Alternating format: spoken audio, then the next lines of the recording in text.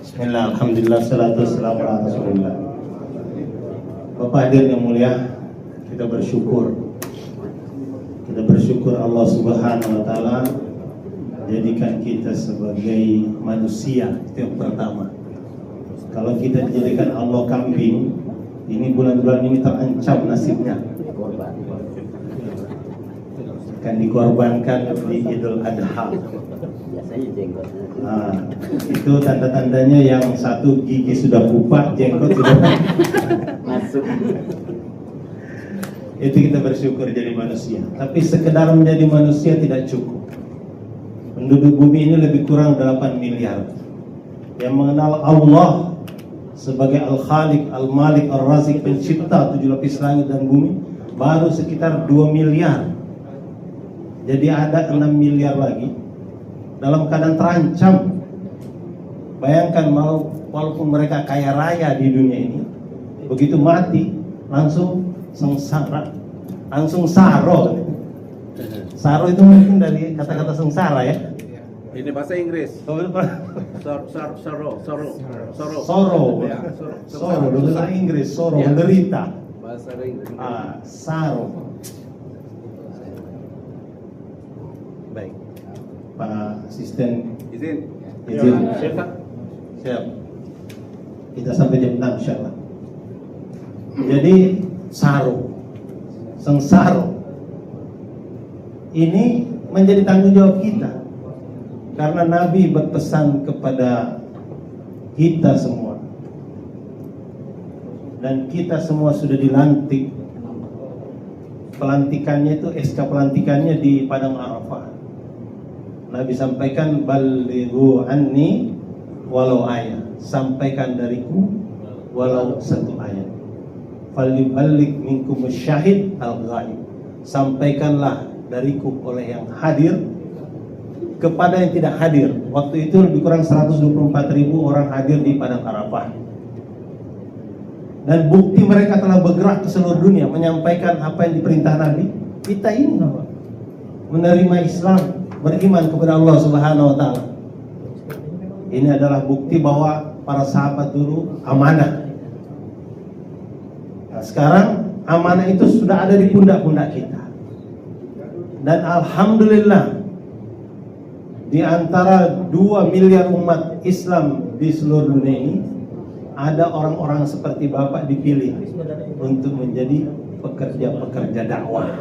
Nah, ini lain lagi kedudukannya, lain lagi kemuliaannya, lain lagi.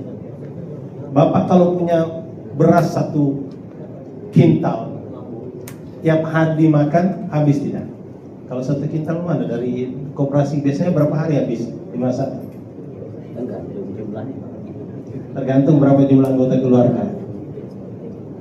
Tapi itu pasti akan habis kalau 1 kintal ini tiap hari dimakan.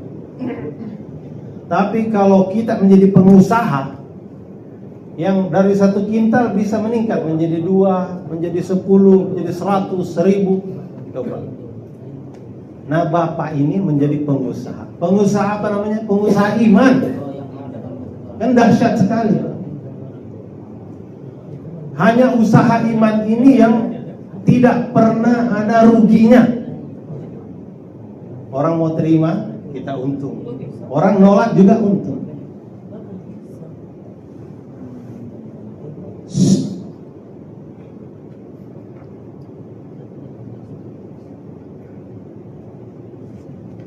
Sampai di mana tadi?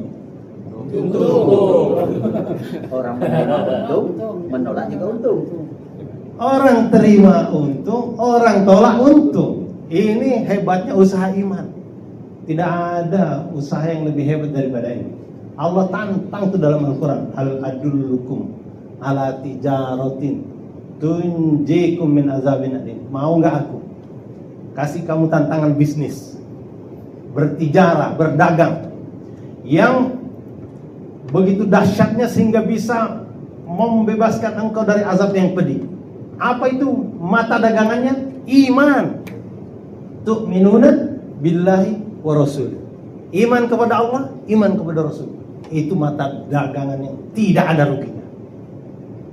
Kenapa? Satu, yang namanya iman ini bahan bakunya tidak ada habisnya. Melihat ke langit, ini bahan baku iman.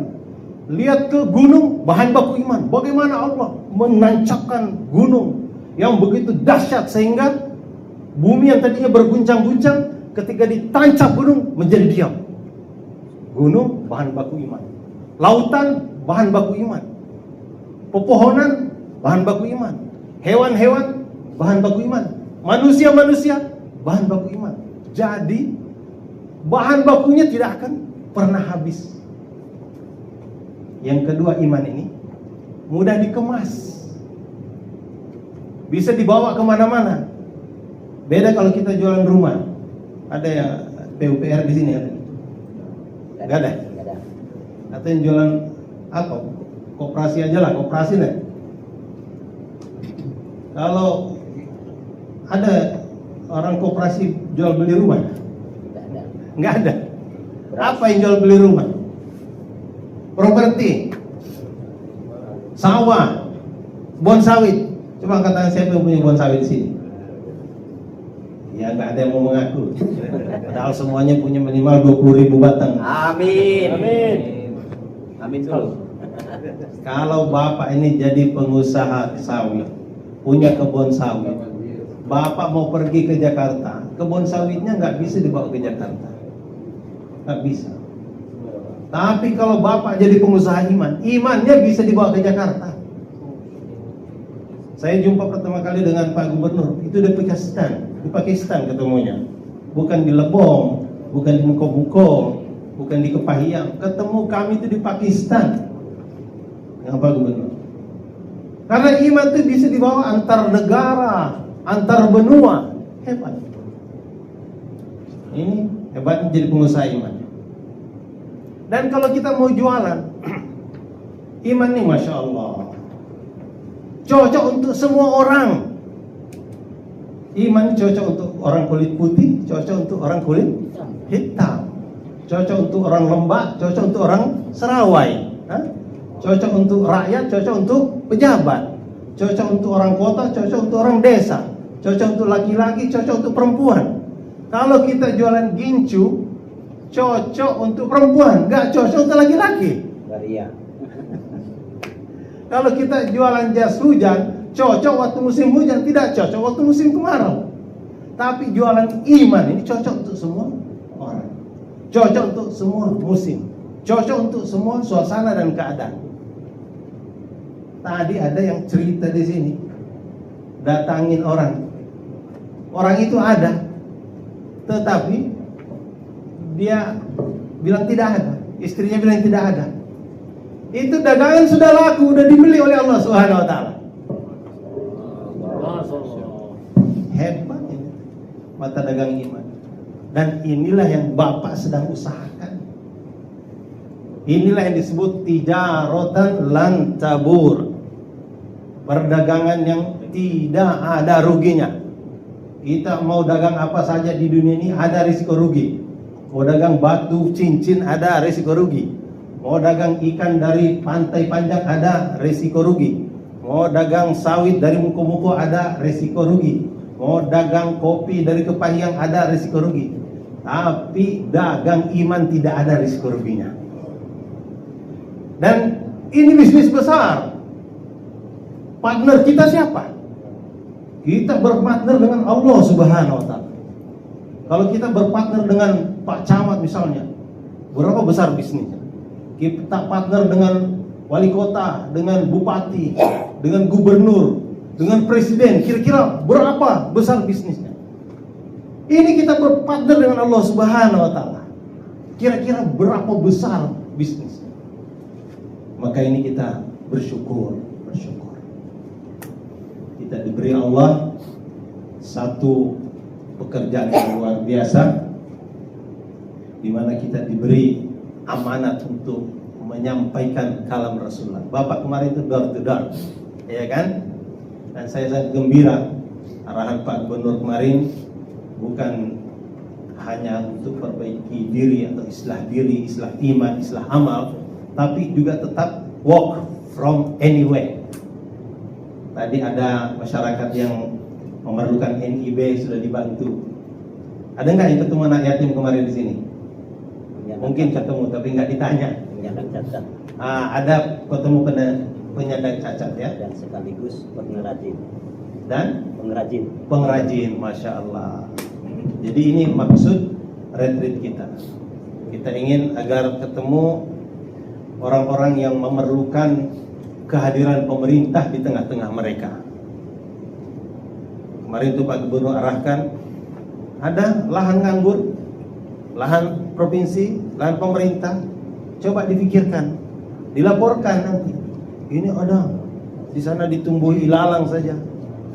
Bagaimana agar dilaporkan kepada atasan sehingga bisa menjadi manfaat. Begitulah lebih kurang, banyak lagi arahan kemarin itu. Bagaimana anak-anak muda yang nganggur diberikan pelatihan dari BPSDM agar mereka ini kreatif menjadi pengusaha, mungkin bikin gorengan, cilok dan sebagainya. Itu bagian daripada kehadiran pemerintah di tengah-tengah masyarakat. Dan kita bersyukur, gubernur kita ini, kata orang-orang dari provinsi lain, ngomong langsung kepada saya, andai kata gubernur Bengkulu ini boleh kami sewa atau boleh kami bajak, kami ingin beliau yang memimpin provinsi kami, sehingga kami bisa mengeluarkan rombongan-rombongan dakwah seperti yang ada di Bengkulu. Mereka ingin membajak, maka kita harus jaga gubernur kita jangan sampai dibajak mereka ke provinsi lain. Karena provinsi lain itu merindukan pemimpin seperti ini yang menginginkan kebaikan bagi rakyatnya dengan langkah-langkah nyata. Nah, kita bersyukur. Karena itu kita maksimalkan upaya-upaya yang ada dalam pemikiran beliau, sehingga kita semua mendapatkan manfaat, menjadikan provinsi ini sebagai provinsi yang maju, yang sejahtera, yang religius dan berkelanjutan. Saya baca itulah visi gubernur, visi provinsi Bengkulu. Dan yang mulia, kita akan kembali. Bapak akan ketemu istri, akan ketemu anak, akan ketemu mantu, akan ketemu mertua, akan ketemu tetangga. Pulang hendaknya ada rasa penyesalan, ada rasa nadama. Kenapa tidak lebih lama? Kenapa? Karena keluar jalan Allah Subhanahu wa taala, semua amal-amal ibadah kita dilipat gandakan pahalanya oleh Allah Subhanahu wa taala. Para sahabat paham itu. Salat di Masjidil Haram, satu kali salat di Masjidil Haram, misalnya salat maghrib di Masjidil Haram, itu sama dengan 100.000 kali kita salat maghrib di Masjid At-Taqwa, Masjidnya Ustaz Sulaim. 100.000 kali salat di sana. Ada yang bisa menghitung berapa bulan itu? 100.000 hari, berapa tahun? 277 tahun. Sekali sholat maghrib di Masjidil Haram sama dengan 277 tahun kita sholat di Masjid At-Taqwa. Tapi sahabat meninggalkan Masjidil Haram, sahabat meninggalkan Masjid Nabawi. Kenapa? Karena ternyata keluarnya Allah Subhanahu wa taala seperti Bapak kemarin 3 hari ini. Sekali sholat maghrib di sana nilainya 700.000 kali. Kalau 277 kali 7 berapa? Ayo cepat. Kali 10, 2770 tahun. Kurang 400 jadi berapa? 2500 tahun. Satu kali sholat maghrib Bapak kemarin di jalan Allah. 3 hari ini sangat berharga. Setiap langkah di jalan Allah, seluruh makhluk mendoakan ampunan dan rahmat. Malaikat-malaikat di langit, sampai kepada ikan-ikan di lautan, sampai kepada semut-semut dalam lubangnya mendoakan ampunan dan rahmat. Allahumma firlahu warhamhu. Ini doa. Apalagi tadi ada yang sudah melaksanakan sholat tasbih. Ya, tadi udah yakin betul bahwa dosanya udah bersih. Hadisnya. Habis. Sholat tasbih itu dosa yang sebelumnya, dosa sesudahnya, dosa yang besar, dosa yang kecil, dosa yang dilakukan sengaja, tidak sengaja, terang-terangan, gelap-gelapan, semuanya diampuni oleh Allah Subhanahu wa taala. Allah Akbar. Beruntung kemarin yang sholat tasbih. Yakin pulang dalam keadaan bersih, suci. Jangan buat dosa lagi. Dari setelan awal. Itu habis reset. Kalau di komputer tuh reset apa? Restart. Balik setelan. Restart gitu. Beruntung, Pak. Nah ini kita ada rasa penyesalan. Kenapa tidak lebih lama? Kenapa tidak lebih jauh? 2 tahun yang lalu kami sama Pak Gubernur di Maroko. Dari Jakarta terbang ke Kuala Lumpur 2 jam. Dari Kuala Lumpur terbang ke Jeddah 8 jam. Dari Jeddah terbang ke Casablanca 7 jam. Dari Casablanca kita naik kereta api ke Wujda 9 jam. Itu berbatasan antara Maroko dengan Aljazair. Ketemu satu ulama namanya Syekh Ahmad Barabas. Orang tua, umurnya sudah 90-an tahun. Sakit, kami naik mengunjungi dia. Dia dalam keadaan sakit, dia berusaha untuk duduk. Dan dia ngomong terbata-bata. Dia katakan, jaga niat dalam setiap amalmu. Itu aja pesan Syekh Ahmad Barabas. Berapa jam kami terbang untuk mendapatkan kalimat itu. Jaga niat dalam setiap amal. Innamal a'malu binniyat. Maka kita nih kembali luruskan niat kita. Waktu berangkat kemarin, Pak Gubernur arahkan kepada kita bagaimana agar kita ini mencari ridho Allah Subhanahu wa taala. Inilah yang kita lakukan ketika pulang juga. Kita tetap mencari ridho Allah Subhanahu wa taala. Pulang tuh membawa kelembutan baru. Temu istri dengan kelembutan baru, temu anak dengan kelembutan baru. Dulu mungkin pulang ke rumah tendang pintu, sekarang tidak ada lagi tendang pintu. Assalamualaikum. Dan kemarin saya kira belajar ada 9 rahasia lelaki. Belajar nggak? Ada belajar. Yang pertama, pulang dari bepergian bawa oleh-oleh, bawa hadiah, ya kan? Itu. Jadi jangan pulang ke rumah nggak bawa onde-onde misalnya, bawa lopis misalnya. Apa yang disukai istri itulah kita bawa pulang. Kira-kira apa yang paling disukai istri? Pitis. Panggilan. 1, bawa oleh-oleh, hadiah. Yang kedua, apa? Panggil dia dengan nama Umairo. kesayangannya. Boleh tolong nyalakan lampu biar agak terang sedikit. Wajahnya mulai. Ya, masya Allah. Ya Umairo. Panggil istri dengan nama kesayangan. Nabi memanggil Aisyah dengan ya Umairo. Wahai si merah pipi. Kenapa? Pipi Aisyah merah. Nah, kalau pipi istri kita ada tompel di sini, Ya kulit istri kita mungkin agak hangus sedikit, hitam. Jadi panggil dengan nama kesayangan. Yang ketiga apa tuh? Puji masakannya. Ada istrinya masak terlalu asin. Jangan marah istri, tanya istriku sayang, beli garam di mana? Beli garam di warung depan. Oh, wahai istriku, lain kali jangan beli garam di warung depan. Oh, kenapa? Garamnya dia terlalu asin. Jadi yang kita salahkan siapa? Tukang jualan garam, bukan salahkan istri. Nah, itulah. Apalagi? Coba. Masak. Tadi cium anak di depannya tuh. Ya. Kalau anaknya kecil, ya. Kalau anak udah besar ya, cium ibunya saja.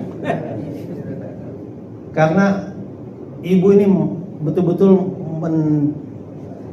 memelihara anaknya ini dari kecil, dari apa? Dari lahir, menjaga waktu tidur. Kalau anaknya bangun tengah malam tuh bukan bapaknya yang bangun, ibunya yang bangun.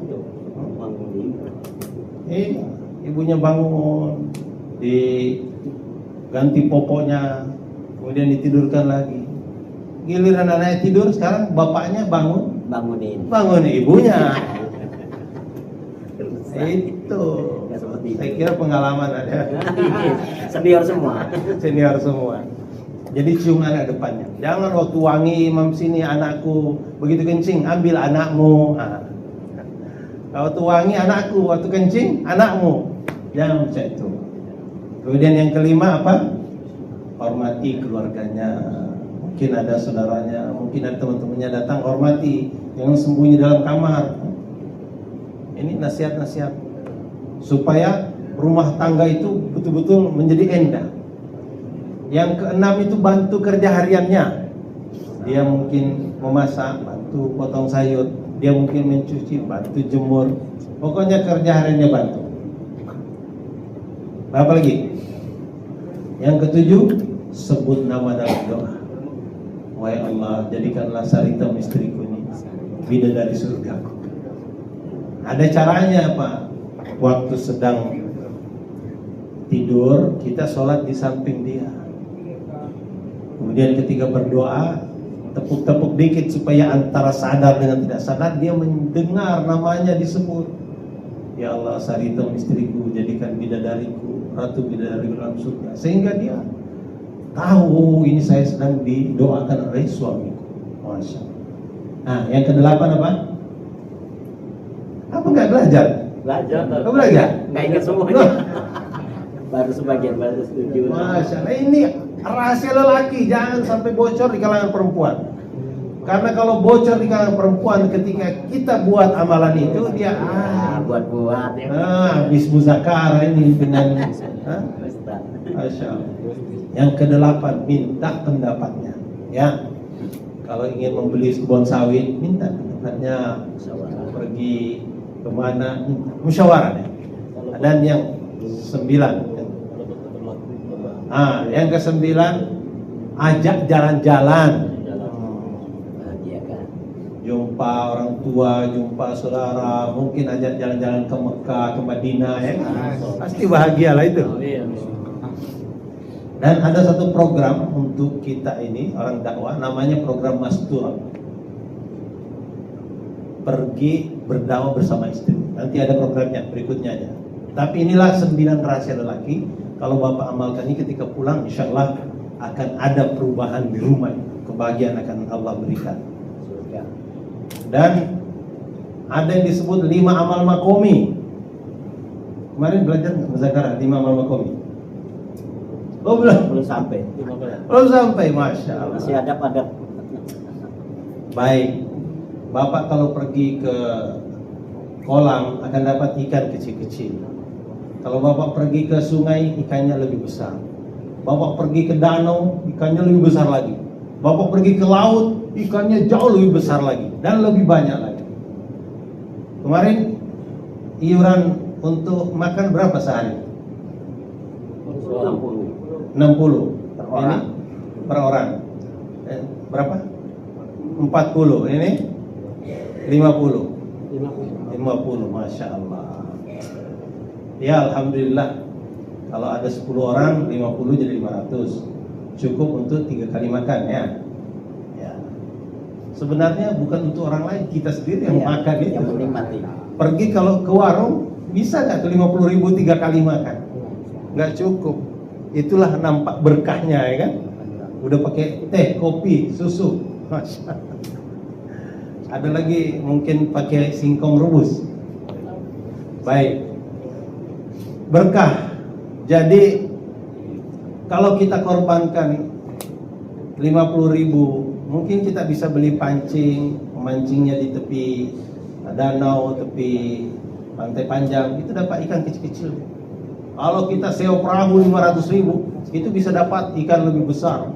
Kalau kita sewa alat selam, bisa masuk ke dalam air, bisa dapat lebih banyak lagi jenisnya, bisa memilih. Begitulah apa ini 3 hari nanti meningkat menjadi 10 hari, mungkin 20 hari, 40 hari, itu akan makin indah.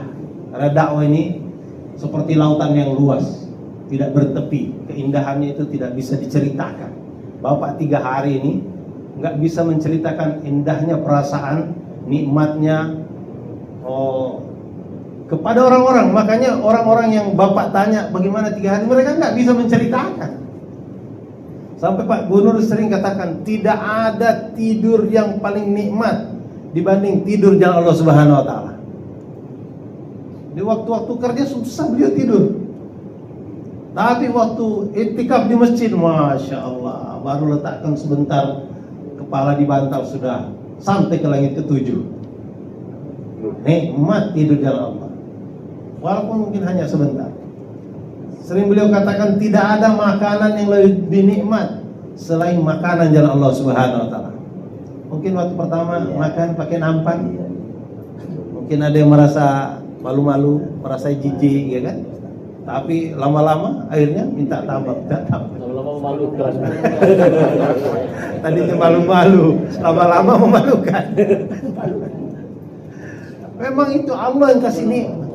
Dan makan di nampan itu sunnah Nabi. Sampai-sampai Nabi itu punya nampan, namanya Al-Ghorra. Nampan Nabi itu ada namanya, coba. Begitu pentingnya makan. Dan 2 rahasia Nabi menyatukan hati umat. 1, makan-makan. 2, jalan-jalan. Kalau orang Kamboja mengatakan beng-beng, pek-pek. Makan-makan, jalan-jalan. Kami 4 bulan bersama Pak Gubernur di Kamboja. Tiap 1 bulan kan harus keluar tuh dari Kamboja, karena kami masuk tidak pakai visa, jadi visa on arrival. Jadi tidak boleh lebih daripada 30 hari. Jadi setelah 30 hari kita keluar ke Vietnam dulu. Balik lagi. Chop dulu, teriak dulu di Vietnam, la ilaha illallah Muhammadur Rasulullah. Balik lagi Kamboja.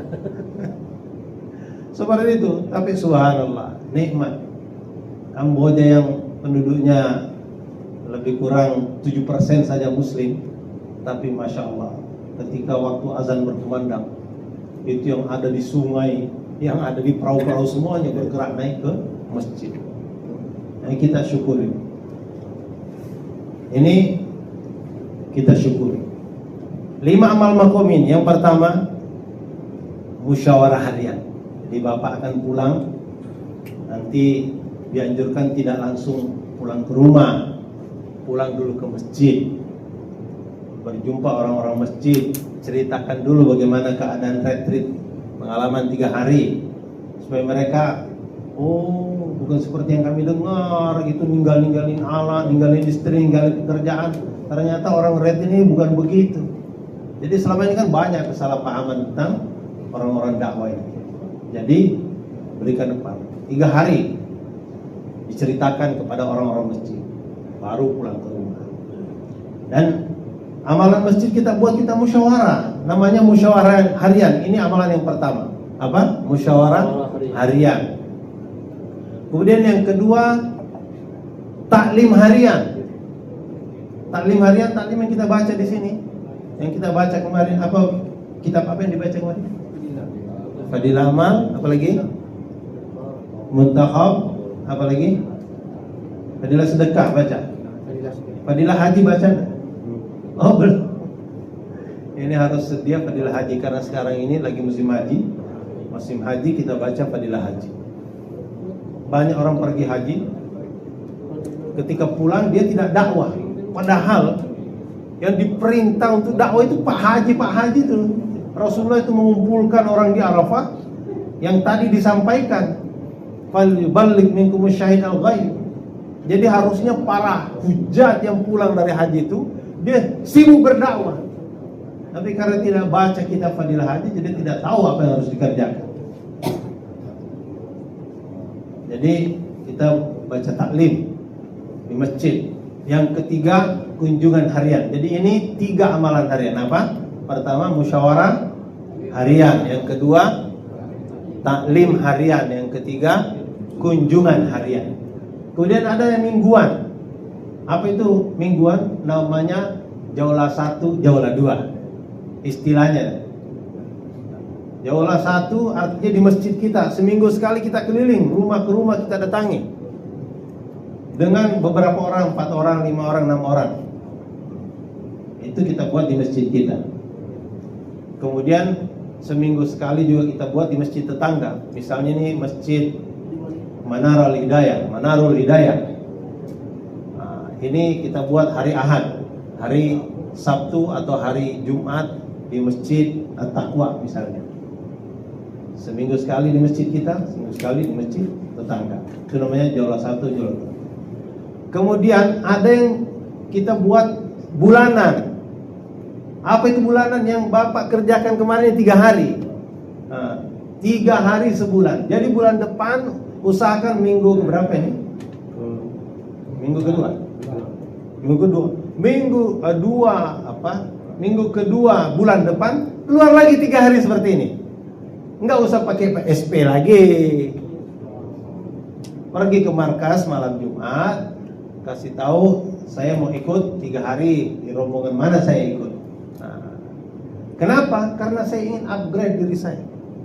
Saya merasakan nikmat makan, nikmat tidur, nikmat ini bersilaturahmi, masya Allah. Dan di rumah alhamdulillah istri jadi semakin senang, semakin bahagia. Kemarin tuh banyak marah-marah, sekarang sudah ramah-ramah. Nah, ini luar biasa. Jadi sebulan sekali. Apa tadi? 5 amal makomi.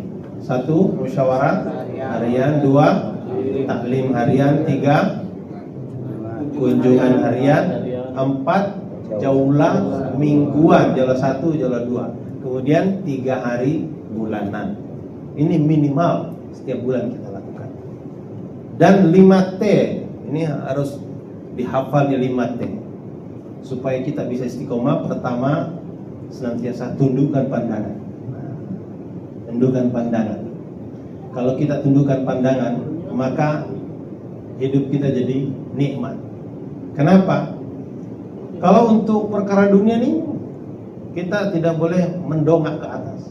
Kalau mau menengok ke atas, lihat orang yang hafiz Quran. Dia hafiz 30 juz, saya baru 3 juz misalnya, atau baru 3 surat. Boleh nengok untuk akhirat, tuh boleh nengok ke atas. Tapi untuk dunia tundukkan pandangan. Yang kedua, jaga takbiratul ula. Jangan ketinggalan takbiratul ula. Yang ketiga, jaga tilawatil Quran. Yang keempat, jaga tahajud. Yang kelima, jaga tasbihat pagi petang. Ayo diulang, 5T. 1, tundukkan pandangan. 2, jaga takbiratul ula. Ketiga, jaga tilawatil Quran. Minimal 1 juz 1 hari. Kalau nggak bisa ya paling tidak jangan tinggalkan. Minimal ini program pemerintah, Yasin pagi petang ya. Kemudian yang keempat, tahajud. Yang kelima, tasbihat. Subhanallah, alhamdulillah, la ilaha illallah, akbar 100 kali. Kemudian salawat 100 kali, kemudian istighfar 100 kali. Jadi kita buat setiap hari. Ini 5T. Dan malam Jumat kita pergi ke markas dakwah. Hari Kamis malam Jumat, supaya suasana iman kita itu terjaga. Dikatakan markas itu seperti generator. Untuk ngecas iman kita, kita datang ke sana. HP kita yang dipakai seharian habis baterainya, ya. Bapak imannya dipakai seminggu, habis juga baterainya. Dicas lagi malam Jumat. Presiden insyaallah malam Jumat, maghrib sampai isya. Bagus kalau bisa itikaf. Itu kita ke sana. Kemudian kalau di masjid kita, dekat rumah kita ada jamaah datang. Mungkin ada jamaah nanti dari Eropa, dari Amerika, Australia, Afrika, paling tidak mungkin dari Lebong, dari Kaur, ya kan? Ada di masjid kita, nusro, kita datang, kita menjadi ansor. Sangat penting menjadi ansor. Ada doa Nabi untuk orang ansor. Allahumma firlil ansor, wa benai ansor, wa benai ansor.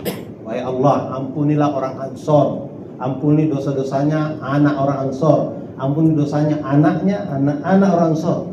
Ini doa siapa? Doa Nabi. Kita didoakan sama kiai aja sangat senang kita, ya kan? Coba. Yang mendoakan kita ini siapa? Nabi. Dengan membawa mungkin singkong goreng itu, singkong rebus ke masjid yang ada jemaah. Didoakan Nabi kita, Masya Allah. Ini sangat penting kita nusroh jamaah. Ada jamaah dari Palembang nih di Al Amanah ya. Coba lah. Boleh bawa singkong rebus ke sana.